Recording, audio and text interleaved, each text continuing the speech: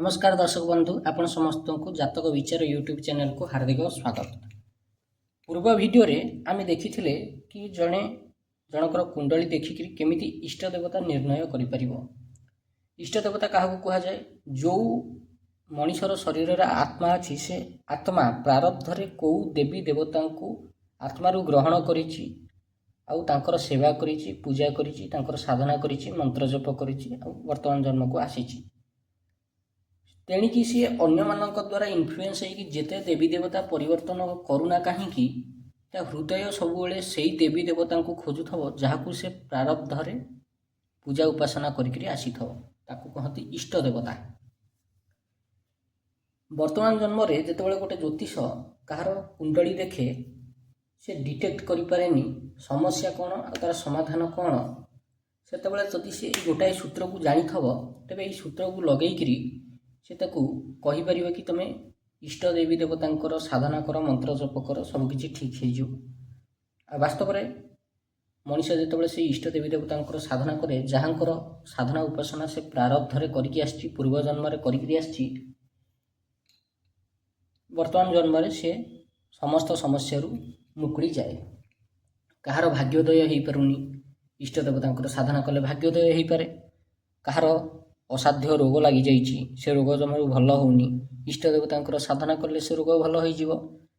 कहार किसी गोटे ग्रह दशा विपरीत पड़ी जहाँद्वारा कि से बाहरी पारुनी बहुत समस्या भितर दिन को दिन फसी फसिकी जाऊँगी। इष्ट देवी देवता प्रार्थना कले तांकर मंत्र जप कले से बाहरी जीव।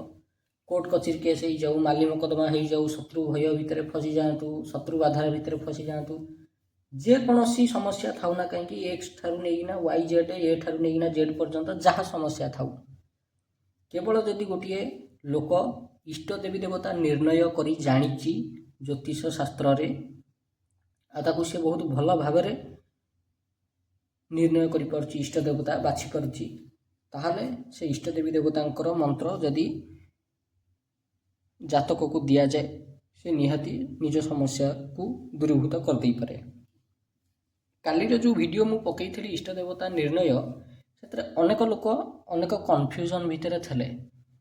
कौन कौन कन्फ्यूजन भितर थे किए प्रश्न करिछि जदि द्वादश घर आत्मकारक ग्रह ठारू फांका थब तेबे कौन हम केमिति इष्ट देवता निर्णय करा जीवो। जदि एकाधिक ग्रह से घरे बसी थे तेबे सेठी मध्ये केमिति इष्ट देवी देवता निर्णय करा जीवो। जदि एकाधिक ग्रहंकर दृष्टिटा द्वादश घर को पड़ुथब तेबे सेठी केमिति निर्णय करा जीवो इष्ट देवी देवता। तेबे आज वीडियो रे आमे कंप्लीटली जानिबा कि केमिति वास्तव में सिंपली वे रे सबुठु सिंपली वे रे आपण इष्ट देवी देवता को बाछि पारिबे। बुझिले? ध्यान देबे जेतेबेले इष्ट देवी देवता बछा जाए गोटाए सूत्र अछि आत्मकारक ग्रह। आत्मकारक ग्रह कौन आपन को काली कहिथली पूर्व वीडियो रे कहिथली आज मध्य कहूची एटा आपण मोबाइल रे देखि परथबे। ये एप्लीकेशन रो ना होची एस्ट्रोसेज SAGE एस्ट्रोसेज। एस्ट्रोसेज रे जेतेबेले निजर डिटेल्स पकेबे सेतेबेले ई टाइप रो कुंडली आसीबो। ई टाइप रो कुंडली रो तळकु जेतेबेले जिवे एठी ग्रह मानकर डिग्री लिखा आइछि। ए ग्रह मानकर डिग्री भितरे जो ग्रह सबुठु बेसी डिग्री रे थिबो सेही ग्रह होउची आत्मकारक ग्रह।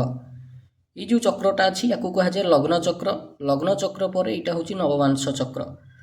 आत्मकारक ग्रह नवमांश कौ जगार बसी देखिए। नवमांश बसी स्थान रे जो आत्मकारक ग्रह अच्छी आत्मकारक ग्रहर द्वादश स्थान को देखिए। जोटा द्वादश स्थान होइथबो से घरे जो ग्रह बसी थे सी हेबे इष्ट देवतांकर कारक ग्रह। उदाहरण दउची ये जो कुंडली अच्छी ये कुंडली रे एठी आत्मकारक ग्रह होउछंती बृहस्पति। जेहेतु बृहस्पति एठी आत्मकारक ग्रह आमे नवमांश कुंडल के आसिला बेलू बृहस्पति एठी चतुर्थ घर बसचंती। चतुर्थ घर द्वादश घर होउची तृतीय घर। एठी तृतीय घरे शुक्र बसिछंती। तेणु शुक्र एठी इष्ट देवतांकर कारक ग्रह हेबे। Concept clear? एबे आमे जानिबा सूत्र बेसिस रे केमिति कोन आपण निर्णय करि परिबे। प्रथम सूत्र कोन कहला? आत्मकारक ग्रह जो स्थान रे बसिबो तार द्वादश स्थान रे जो ग्रह बसी थबो सेही ग्रह इष्ट देवता रूप रे ग्रहण करा जीवो।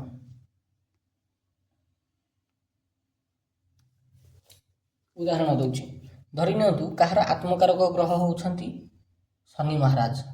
ଶନି ମହାରାଜ। ଏଇଟା ଧରି ନିଆଯାଉ ଲଗ୍ନଚକ୍ର। ଲଗ୍ନଚକ୍ରର ଯେକୌଣସି ସ୍ଥାନରେ ଶନି ମହାରାଜ ଅବସ୍ଥାନ ଆମେ ଦେଖିବା ନବମାଂଶ ଚକ୍ରକୁ। ଏଇଟା ଲଗ୍ନଚକ୍ର, ଇଏ ହେଲା ନବମାଂଶ ଚକ୍ର। Concept clear? ଧରି ନିଆଯାଉ ଶନିଦେବ ଏଠି ବସିଛନ୍ତି, ୟାର ଦ୍ୱାଦଶ ହେଉଛି ଏଇଟା। ଏଠି ଯେକୌଣସି ରାଶି ପଡ଼ିଥିବ, ଯେକୌଣସି ଗ୍ରହ ବସିଥିବେ, ସେ ହିଁ ହେବେ ଆତ୍ମକାରକ ଗ୍ରହଙ୍କର ଇଷ୍ଟକାରକ ଗ୍ରହ। Concept clear?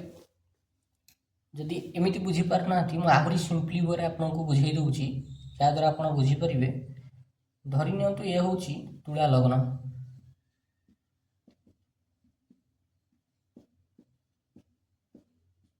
ଧରି ନିଅନ୍ତୁ ଏଇଟା ତୁଳା ଲଗ୍ନ, ନବମାଂଶ ଚକ୍ରରେ ଧରି ନିଅନ୍ତୁ ଏଇଟା ଗୋଟେ 6ରୁ ଆରମ୍ଭ ହେଲା।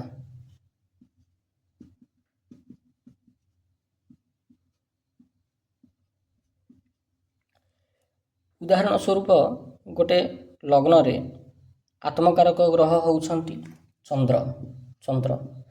ଚନ୍ଦ୍ର ବସିଲେ ଏଠି ଷଷ୍ଠ ସ୍ଥାନରେ। ଷଷ୍ଠ ସ୍ଥାନର ଦ୍ୱାଦଶ ସ୍ଥାନ ହେଉଛି ପଞ୍ଚମ ସ୍ଥାନ। ଧରି ନିଅନ୍ତୁ ଏଠି ବସିଲେ ରାହୁ। ତେବେ ରାହୁ ହେବେ ଏଠି ଇଷ୍ଟ ଦେବତାଙ୍କର କାରକ ଗ୍ରହ। ଧରି ନିଅନ୍ତୁ ଏଠି କୌଣସି ଗ୍ରହ ବସି ନାହାନ୍ତି। ନେକ୍ସଟ ସୂତ୍ର ଆଡ଼ିକି ଯିବା। ଜାଣିଗଲେ କେଉଁ ଗ୍ରହ ଇଷ୍ଟର କାରକ ଗ୍ରହ, ସେଇ ଇଷ୍ଟ କାରକ ଗ୍ରହଙ୍କର ଦେବୀ ଦେବତା ଏଠି ଲିଷ୍ଟରେ ଦିଆହେଇଛି। କହିବି ମୁଁ ଆଗକୁ, ପ୍ରଥମେ ଆପଣ ସୂତ୍ର ବୁଝନ୍ତୁ। ଯେକୌଣସି ଆତ୍ମକାରକ ଗ୍ରହର ପୂର୍ବରୁ ଇଷ୍ଟକାରକ ଗ୍ରହ ବସିଥିବେ, ଯଦି ସେଠି ସୂର୍ଯ୍ୟ ବସିଥାନ୍ତି ତେବେ ସୂର୍ଯ୍ୟ ହେବେ ଇଷ୍ଟ ଦେବତା, ନାରାୟଣ ହେବେ ଇଷ୍ଟ ଦେବତା, ନୃସିଂହ ହେବେ ଇଷ୍ଟ ଦେବତା, ଶ୍ରୀରାମ ହେବେ ନୃସିଂହ ଦେବତା, ମାତଙ୍ଗୀ ହେବେ ଇଷ୍ଟ ଦେବୀ, ଚାଣ୍ଡାଳିନୀ ହେବେ ଇଷ୍ଟ ଦେବୀ।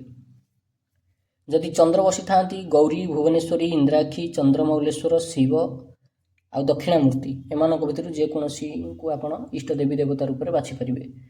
ଯଦି ମଙ୍ଗଳ ବସିଥାନ୍ତି ଦୁର୍ଗା, କାର୍ତ୍ତିକେୟ, ବାରାହୀ, ଭୂଦେବୀ, ନାଗେଶ୍ୱର, ଏମାନଙ୍କ ଭିତରୁ ଯାହାକୁ ହେଲେ ଆପଣ ଇଷ୍ଟ ଦେବତା ଇଷ୍ଟ ଦେବୀ ରୂପରେ ବାଛିପାରିବେ। ଯଦି ବୁଧ ବସିଥାନ୍ତି ଗଣେଶ, ଲଳିତା, ଅଶ୍ୱିନୀ କୁମାର, ହୟଗ୍ରୀବ, ବାମନ, ତାଙ୍କ ଭିତରୁ ଯାହାକୁ ହଉ ଆପଣ ଜଣକୁ ଇଷ୍ଟ ଦେବତା ବାଛିପାରିବେ। ଯଦି ବୃହସ୍ପତି ବସିଥାନ୍ତି ତାହେଲେ ଦତ୍ତାତ୍ରେୟ, ଗାୟତ୍ରୀ, ନାରାୟଣ, ବ୍ରହ୍ମା, ପ୍ରଜାପତି, ତାରା, ୟାଙ୍କ ଭିତରୁ ଯାହାକୁ ହେଲେ ଆପଣ ଇଷ୍ଟ ଦେବୀ ଇଷ୍ଟ ଦେବତା ବାଛିପାରିବେ। ଯଦି ଶୁକ୍ର ବସିଥାନ୍ତି ମହାଲକ୍ଷ୍ମୀ, କମଳା, ଅନ୍ନପୂର୍ଣ୍ଣା, ମହାମୃତ୍ୟୁଞ୍ଜୟ, ଭଗବାନ ଶିବ, ୟାଙ୍କ ଭିତରୁ ଯାହାକୁ ହେଲେ ଜଣକୁ ବାଛିପାରିବେ ଇଷ୍ଟ ଦେବତା ରୂପରେ। ଯଦି ଶନି ବସିଥାନ୍ତି କାଳୀ, ଛିନ୍ନମସ୍ତା, କାଳରାତ୍ରି, ଭୈରବ, ହନୁମାନ, ୟାଙ୍କ ଭିତରୁ ଯାହାକୁ ହେଲେ ଜଣକୁ ଇଷ୍ଟ ଦେବୀ ଇଷ୍ଟ ଦେବତା ରୂପରେ ବାଛିପାରିବେ। ଯଦି ରାହୁ ବସିଥାନ୍ତି ନାଗ, କାଳ, ଭୈରବ, ସର୍ପ, ଭୂତପ୍ରେତ, ପିଶାଚ, କ୍ଷେତ୍ରପାଳ, ୟାଙ୍କ ଭିତରୁ ଯାହାକୁ ହେଲେ ସିଏ ଇଷ୍ଟ ଦେବତା ବାଛିପାରିବ। କେତୁ ଯଦି ବସିଥାନ୍ତି ଭୂତପ୍ରେତ, ଅତୃପ୍ତ ଆତ୍ମା, ବ୍ରହ୍ମରାକ୍ଷସ, ଧୂମାବତୀ, ଯକ୍ଷ, ଯମ, ଅଗ୍ନି, ବାମଦେବ, ଏଙ୍କ ଭିତରୁ ଯାହାକୁ ହେଲେ ସେ ଜଣକୁ ଇଷ୍ଟ ଦେବତା ରୂପରେ ବାଛିପାରିବ। Concept clear? ପ୍ରଥମ ସୂତ୍ର ଏଇଠି ଗଲା ହାରି। ଦ୍ୱିତୀୟ ସୂତ୍ର କ'ଣ କହିଲା? ଯଦି କୌଣସି ଗ୍ରହ ଦ୍ୱାଦଶ ଘରେ ନଥିବେ, ଅର୍ଥାତ୍ ଆତ୍ମକାରକ ଗ୍ରହ ଏଠି ବସିଛି, ଏ ଯେଉଁ ଦ୍ୱାଦଶ ଘରେ କୌଣସି ଗ୍ରହ ନାହାନ୍ତି, ତେବେ ଫାଙ୍କା ଥବ, ତେବେ ସେଇ ଘରେ ଯେଉଁ ରାଶି ପଡ଼ିବ ସେଇ ରାଶିର ଅଧିପତି ଗ୍ରହଙ୍କର ଇଷ୍ଟ ଦେବ ହେବେ ଇଷ୍ଟ ଦେବତା। ଉଦାହରଣ ଏଠି 11 ଲେଖା ହେଇଛି, ଏଠି 10 ଲେଖା ହେଇଛି, ଏଇଟା 9, ଏଇଟା 9, ଏଇଟା 10 ଅର୍ଥାତ୍ ମକର ରାଶି। ମକର ରାଶିର ଅଧିପତି କିଏ? ଶନି। ଏଠି ଆତ୍ମକାରକ ଗ୍ରହ ଚନ୍ଦ୍ର ବସିଛନ୍ତି। ଚନ୍ଦ୍ରଙ୍କ ପୂର୍ବ ଘରେ ଯେଉଁ ଦ୍ୱାଦଶ ଘରେ କୌଣସି ଗ୍ରହ ବସି ନାହାନ୍ତି, ଏଠି 10 ନମ୍ବର ରାଶି ଲେଖା ହେଇଛି। 10 ନମ୍ବର ରାଶିର ଅର୍ଥାତ୍ ହେଉଛି 1 ମେଷ, 2 ବୃଷ, 3 ମିଥୁନ, 4 କର୍କଟ, 5 ସିଂହ, 6 କନ୍ୟା, 7 ତୁଳା, 8 ବିଛା, 9 ଧନୁ, 10 ମକର, 11 କୁମ୍ଭ, 12 ମୀନ। ହେଲା, ଏଠି ଯେତିକି ନମ୍ବର ଲେଖା ହେଇଥିବ ସେ ନମ୍ବର ରାଶି କ'ଣ, ସେ ରାଶିର ଅଧିପତି ଗ୍ରହ କିଏ? ଏଠି ଅଧିପତି ଗ୍ରହ ହେଉଛନ୍ତି ଶନିଦେବ। ଯଦି ଏଠି ଶନିଦେବ ହେଉଛନ୍ତି ଅଧିପତି ଗ୍ରହ, ତାମାନେ ଇଷ୍ଟର କାରକ ଗ୍ରହ ହେଲେ ଶନିଦେବ। ତେବେ ଆପଣ ଏଠି ତାଙ୍କୁ ରିକମେଣ୍ଡ କରିପାରିବେ କାଳୀ, ଛିନ୍ନମସ୍ତା, କାଳରାତ୍ରି, ଭୈରବ, ହନୁମାନ, ୟାଙ୍କ ଭିତରୁ ଯେକୌଣସି ଦେବୀ ଦେବତାଙ୍କୁ ତାଙ୍କୁ ରିକମେଣ୍ଡ କରିପାରିବେ। ଉଦାହରଣ ଧରି ନିଅନ୍ତୁ ଶନିଦେବ କୌଣସି ଗ୍ରହଙ୍କ ସାଙ୍ଗରେ କଞ୍ଜକ୍ସନ୍ ହେଇକରି ବସିଛନ୍ତି, ସେଠି ପୁଣି ଆହୁରି ସ୍ପେସିଫିକ୍ ହେଇଯିବ। ଶନିଦେବ ଯେତେବେଳେ ସୂର୍ଯ୍ୟଙ୍କ ସହ ବସିଥାନ୍ତି ତାହେଲେ ହନୁମାନ ହେବେ ଇଷ୍ଟ ଦେବତା। ଶନିଦେବ ଯେତେବେଳେ ଚନ୍ଦ୍ରଙ୍କ ସାଙ୍ଗରେ ବସିଥିବେ ସେତେବେଳେ ଭଗବାନ ଶିବ ହେବେ ଇଷ୍ଟ ଦେବତା। ଶନିଦେବ ଯେତେବେଳେ ମଙ୍ଗଳଙ୍କ ସାଙ୍ଗରେ ବସିଥିବେ ସେତେବେଳେ ବୀର ନଚେତ ବେତାଳ ହେବେ ଇଷ୍ଟ ଦେବତା। ଶନିଦେବ ଯେତେବେଳେ ବୁଧଙ୍କ ସାଙ୍ଗରେ ବସିଥିବେ ସେତେବେଳେ ମା ସରସ୍ୱତୀ ହେବେ ଇଷ୍ଟଦେବୀ। ଯେତେବେଳେ ଶନିଦେବ ବୃହସ୍ପତିଙ୍କ ସାଙ୍ଗରେ ବସିଥିବେ ସେତେବେଳେ ନିକୁମ୍ଭିଲା ଦେବୀ ହେବେ ଇଷ୍ଟଦେବୀ। ଏଇ ଟାଇପ୍ର ବଛାଯାଏ। ନେକ୍ସଟ ସୂତ୍ର ଆଡ଼ିକି ଆମେ ଯିବା। ଯଦି ସେଇ ଘରେ ଦୁଇଟି ଗ୍ରହଙ୍କର କଞ୍ଜକ୍ସନ୍ ହେଉଛି ତେବେ ଦେଖାଯିବ ଯେଉଁ ରାଶିର ଗ୍ରହ ବସିଛି ସେ ଶତ୍ରୁ ଗ୍ରହ ନା ମିତ୍ର ଗ୍ରହ। ଉଦାହରଣ ଧରି ନିଅନ୍ତୁ ଏଠି ଦୁଇଟା ବସିଛନ୍ତି ଗ୍ରହ। ଏଠି ଉଦାହରଣ ନେଇଯାଉଛି ଗୋଟେ ମଙ୍ଗଳ, ଗୋଟେ ହେଲେ କେତୁ। ମଙ୍ଗଳ ଆଉ କେତୁ ଏ ଯେଉଁ ଦୁଇଟା ଗ୍ରହ ବସିଛନ୍ତି ସୂତ୍ର କ'ଣ କହୁଛି? ଆତ୍ମକାରକ ଗ୍ରହଙ୍କର ଦ୍ୱାଦଶ ସ୍ଥାନରେ ଦୁଇଟି ଗ୍ରହଙ୍କର କଞ୍ଜକ୍ସନ୍ ହେଉଥିବ ସେଠି ଦେଖାଯିବ ଯେଉଁ ରାଶିର ଗ୍ରହ ବସିଛି ସେ ଶତ୍ରୁ ନା ମିତ୍ର। ଅର୍ଥାତ୍ ଏଇ ଦୁଇଟାକ ଗ୍ରହ ଯେଉଁ ବସିଛନ୍ତି ଏ ଦୁଇଟାକ ଗ୍ରହ ଏଇ ରାଶିର ଅଧିପତି ଗ୍ରହଙ୍କର ଶତ୍ରୁ ନା ମିତ୍ର। ଯଦି ମିତ୍ର ଗ୍ରହ ତେବେ ଦୁହିଁଙ୍କ ଇଷ୍ଟ ଦେବତା ନିର୍ଣ୍ଣୟ କରିବା ସହଜ, କିନ୍ତୁ ଯଦି ଶତ୍ରୁ ଗ୍ରହ ହେଇଥାନ୍ତି ତେବେ କେଉଁ ଗ୍ରହ ବଳବାନ ସେଇ ବଳବାନ ଗ୍ରହଠାରୁ ହିଁ ଇଷ୍ଟ ନିର୍ଣ୍ଣୟ କରାଯିବ। ଅର୍ଥାତ୍ ଏଠି ମଙ୍ଗଳ କେତୁ ଉଭୟ ବସିଛନ୍ତି। ମଙ୍ଗଳ କେତୁଙ୍କ ଭିତରେ କେତୁ ହେଲେ ଶନିଙ୍କର ମିତ୍ର ଗ୍ରହ। ଯଦି କେତୁ ଶନିଙ୍କର ମିତ୍ର ଗ୍ରହ ତାହେଲେ ଫାଷ୍ଟ ଗୋଟାଏ ପଏଣ୍ଟ ମିଳିଗଲା କେତୁଙ୍କୁ, ଏଠି ମଙ୍ଗଳଙ୍କୁ କୌଣସି ପଏଣ୍ଟ ମିଳିଲା ନାହିଁ, ମଙ୍ଗଳ ଏଠି ଶତ୍ରୁ।